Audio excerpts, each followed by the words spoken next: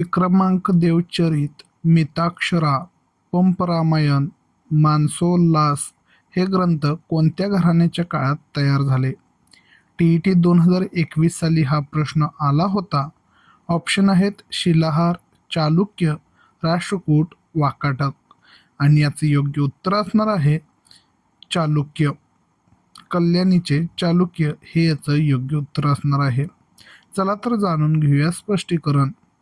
हे सर्व ग्रंथ कल्याणीचा चालुक्य राजवंशाच्या काळात विशेषतः राजा 6वा विक्रमादित्य आणि 3रा सोमेश्वर याच्या राजवटीत रचले गेले. विक्रमांक देवचरित हा ग्रंथ कवी बिल्लन यांनी राजा 6वा विक्रमादित्य याच्या जीवनावर लिहिला आहे. मिताक्षरा हा हिंदू कायद्यावरील अत्यंत प्रसिद्ध ग्रंथ विज्ञानेश्वर यांनी लिहिला, जे 6व्या विक्रमादित्याच्या दरबारात होते.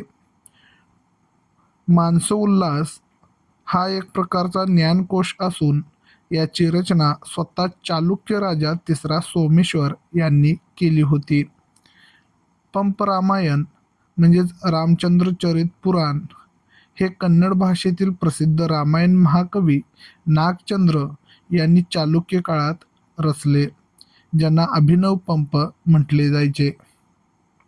मित्रो, ही माहिती तुम्हाला कशी वाटली नक्की कमेंट करा आणि अशाच अपडेट्ससाठी सबस्क्राईब किंवा फॉलो करा.